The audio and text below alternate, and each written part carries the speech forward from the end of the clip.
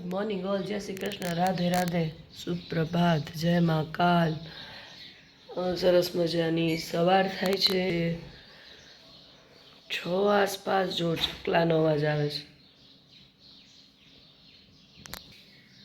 પણ મારે લાઇટ આખી પૂરી રાત નહોતી, 3 આસપાસની વહી ગઈ હતી, અત્યારે આવી છે જો, પણ ડીમ સાવજો. અંદરના રૂમમાં મોટી લાઇટ ચાલુ, કોઈ ખે નહીં મોટી લાઇટ ચાલુ, જે આરતી થવા માંડી, પણ અમારે આખી પૂરી લાઇટ રાત નથી આવી. જો મોટો લેમ્પ આટલો, નાનો લેમ્પ તો સૌ દેખાતો જ નથી, કેમ કે એ ચાલુ જ નથી થયો. ડીમ વોલ્ટેજ છે, એસી દેખાડે છે પણ નથી હાલતું, પંખો ધીરો ધીરો ફરે છે. આરતી થવા માંડી, આખી રાત બગાડી નાખી જીબી વાળાએ.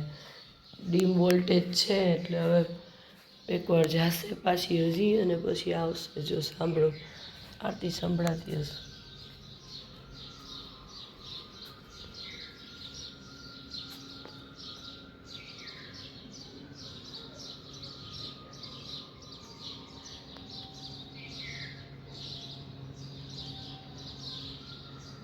એટલું મસ્ત મેં કાલ જોયું હતું.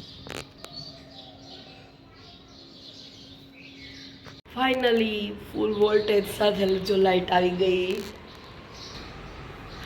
છોકરાઓ નાના નાના ભૂલકાઓ બધા સ્કૂલે જવા માંડ્યા. રિક્ષાનો અવાજ આવ્યો છે, થઈ ગઈ રિક્ષા. કેમ તારી શકલમાં શું વાંધો છે? ખાસ મારી શકલ ગંધારી જ વાળી તો છૂટા ન રાખે, મારી જેમ ચોખ્ખો બતાય. હેલો, જય શ્રી કૃષ્ણ, રાધે રાધે, જય મહાકાલ.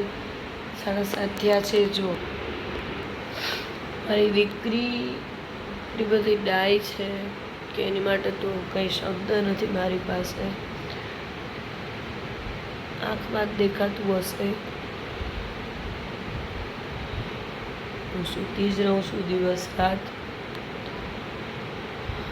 એક ફંક્શનમાં જવાનું હતું, તો મારે તો બહારનું ખવાય નહીં.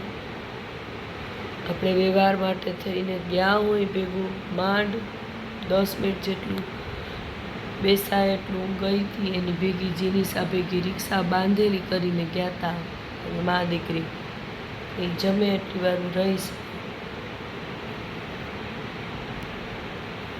આવીને એ છોકરીએ મને રાંધી દીધું, મેં જમાડી.